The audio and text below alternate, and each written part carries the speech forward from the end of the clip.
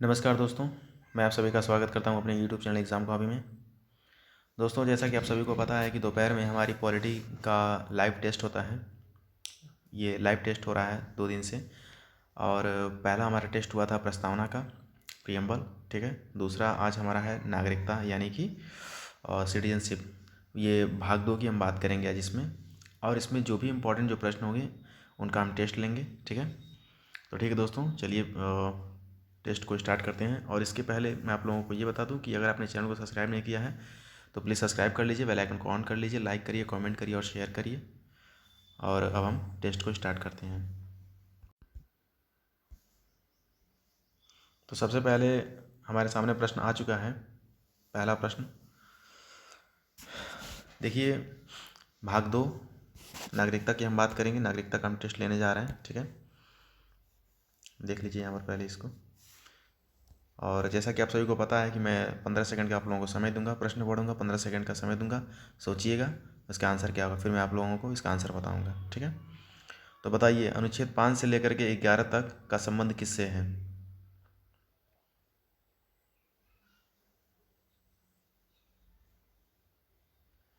तो दोस्तों, इसका जो संबंध है वो नागरिकता है, ठीक है।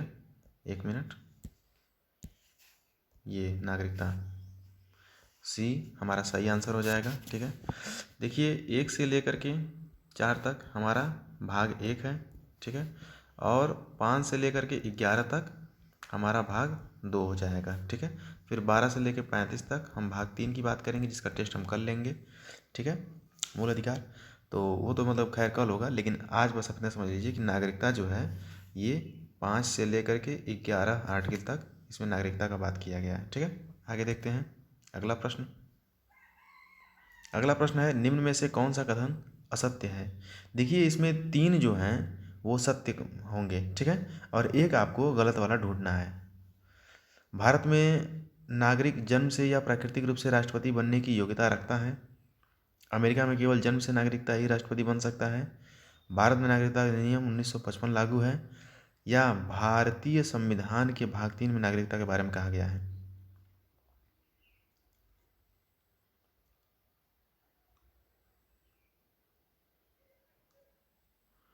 तो देखिए, सीधी सी बात है कि ये भाग 3 में कहाँ कहा गया है। भाग 3 थोड़े ना है ये भाग 2 है ना। यानी कि यही वाला हमारा असत्य हो जाएगा, ठीक है। यानी कि option D is our right answer, okay. अगला देखते हैं। अगला है, भारत में नागरिकता हासिल करने की कौन सा तरीका वैध है, बताइए।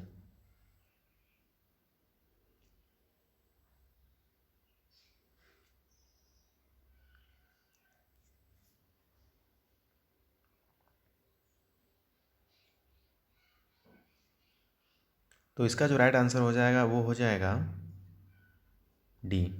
क्यों?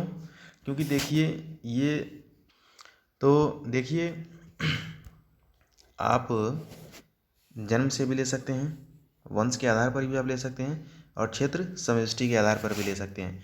इनके अलावा 2 और तरीके हैं, ठीक है। जैसे जन्म यानी कि बर्थ हो गया, ठीक है। एक ट्रिक होता है वो मैं बता दे रहा हूँ आप लोगों को, BRAND, ठीक है। बी फॉर बर्थ पहला वाला आपका हो गया, ठीक है। और ये वंश के आधार पर, हाँ ये वाला डी वाला, ठीक है। वंश के आधार पर हो गया, ठीक है। और क्षेत्र समष्टि यानी कि इक्वलाइजेशन जो होता है वो इसमें हो जाता है। और आर फॉर क्या होता है? आर फॉर रजिस्ट्रेशन यानी कि पंजीकरण। ध्यान रखिएगा, इम्पॉर्टेंट है। पंजीकरण के माध्यम से भी आप नागरिकता ले सकते हैं, ठीक है। और ये एन फॉर नेचुरलाइजेशन यानी कि प्रकृतिकरण। प्रकृतिकरण इसके माध्यम से भी आप अपना नागरिकता आप ले सकते हैं, ठीक है। तो जन्म के आधार पर, वंश के आधार पर, क्षेत्र समष्टि के आधार पर, प्रकृतिकरण और पंजीकरण, ये चीज़ पांचों आपको याद रखना है, ठीक है। अगला देखते हैं। अगला है, निम्न में से कौन सा कथन गलत है? यानी कि इसमें 3 जो कथन होंगे ना वो सही होंगे, और एक जो होगा कोई ना वो गलत होगा। तो बताइए कौन सा गलत है।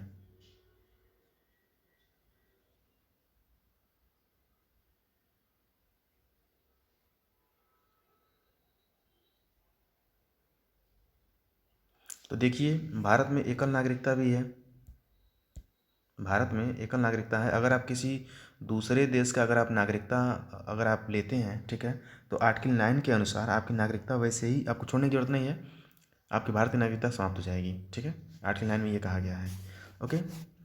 फिर भारत में एकल नागरिकता ब्रिटेन के संविधान से लिया गया है, ये भी बात सही है। ठीक है।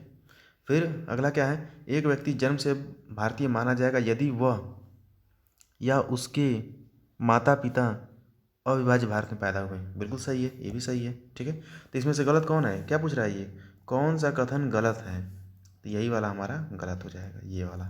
ठीक है। तो इसको आप कैसे समझ सकते हैं, तो हमारा जो राइट आंसर हो जाएगा वो हो जाएगा ऑप्शन बी। ठीक है, क्योंकि गलती पूछा है, गलत हम बता दिए, ये वाला। अलग अलग नहीं, एक ही नागरिकता होती है। ठीक है, अगला देखते हैं। अगला है, भारत की नागरिकता किस तरह से समाप्त की जा सकती है, बताइए।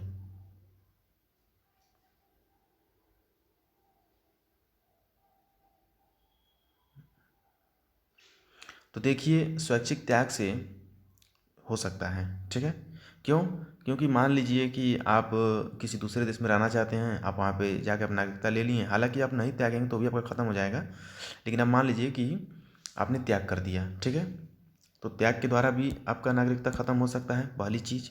बर्खास्तगी के द्वारा भी, अगर जैसे मान लीजिए कि संसद को ये लगता है कि नहीं, आपने कुछ गलत तरीका करके आपने नागरिकता लिया है, ठीक है, तो क्या होगा, आपका नागरिकता बर्खास्त कर दिया जाएगा, और नागरिकता से वंचित करके भी इसमें किया जा सकता है आपको। ठीक है, यानी कि पाँचवें का जो ऑप्शन हो जाएगा वो ऑप्शन डी जो होगा वो सही आंसर हो जाएगा। ठीक है, ये पूछ रहा है कि भारत की नागरिकता किस तरह से समाप्त किया जा सकता है, तो ये उपरोक्त तीनों कारण हैं जिनकी वजह से आपकी नागरिकता समाप्त हो सकती है। ठीक है, अगला देखते हैं। अगला है अगला है प्रवासी भारतीय नागरिक किसे कहते हैं, बताइए।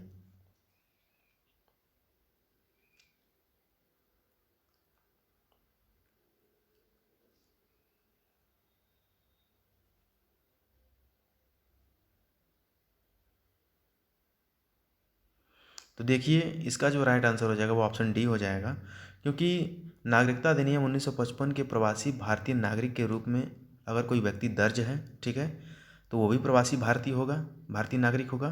और यदि एक विदेशी व्यक्ति जो 26 जनवरी 1950 यानी कि अपना संविधान लागू होने की तारीख को भारत का नागरिक होने का अगर योग्यता रखता है, लेकिन वो विदेशी नागरिक है, यहाँ पे देखिए, यहाँ पे लिखा है, लेकिन वो विदेशी नागरिक है, ठीक है, तो वो भी क्या होगा, प्रवासी भारतीय नागरिक हो सकता है। तो ऑप्शन डी हमारा सही आंसर हो जाएगा, यानी कि ए और ये सी दोनों सही है। ठीक है, अगला देखते हैं। अगला है, निम्न में से कौन सा कथन भारतीय मूल के कार्ड धारक व्यक्ति यानी कि पीआईओ, ठीक है, के बारे में सत्य है।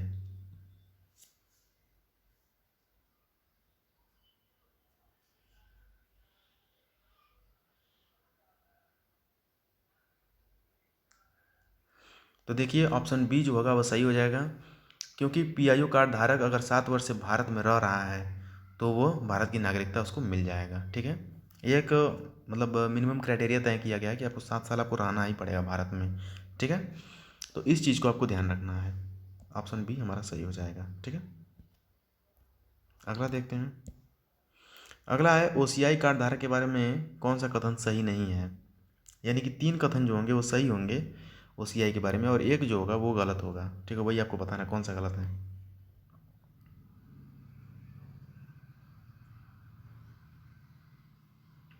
तो देखिए, इसमें कह रहा है कि ओसीआई कार्ड धारक और राजनीतिक अधिकारों की समानता होती है, तो ये बात सही नहीं है। ठीक है, ये बात गलत हो जाएगा। ठीक ना, इस चीज़ को ध्यान रखिएगा। बाकी ओसीआई के बारे में, उसे भारत में रहने के लिए स्थानीय पुलिस के रजिस्ट्रेशन से छूट मिलती है, ये भी बात सही है। और पूरा जीवन बिना वीज़ा के भारत में यात्रा कर सकते, बिल्कुल, ये बिना वीज़ा के ही तो ये लोग आते हैं, ये लोग। ठीक है, ओसीआई कार्ड पाकिस्तान में बांग्लादेश के नागरिकों को छोड़कर सभी को मिलता है, ये भी बात सही है, क्योंकि पाकिस्तान और बांग्लादेश को इसमें हम लोग छूट नहीं दिए हैं। ठीक है, इसको ध्यान रखिएगा। तो हमारा राइट आंसर क्या हो जाएगा इसमें, ये पूछा है कि कथन सही नहीं है। ठीक है, तो ये भी सही है, ये भी सही है, ये भी सही है, तो ये हमारा सही नहीं है। ठीक है, तो हमारा जो राइट आंसर हो जाएगा वो क्या हो जाएगा, option A. Option A is our right answer. Okay, अगला देखते हैं। अगला है निम्न में से कौन सी सुविधा विदेशियों को भारत में नहीं मिलती है। यानी कि जो विदेशी अगर भारत में आएंगे तो इनमें से कौन सा सुविधा उनको भारत में नहीं मिलेगा, बताइए।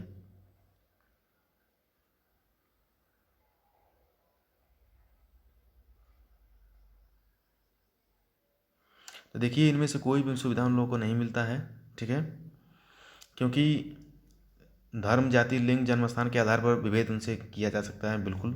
संस्कृति और शिक्षा संबंधी अधिकार, ये भी बात सही है, ठीक है, अधिकार नहीं मिलता है। और व्यक्ति की आज़ादी इनको बिल्कुल है ही नहीं, ठीक है, मतलब पूरी तरीके से थी नहीं है, लेकिन मतलब उतना नहीं है जितना भारतीयों को है, ठीक है।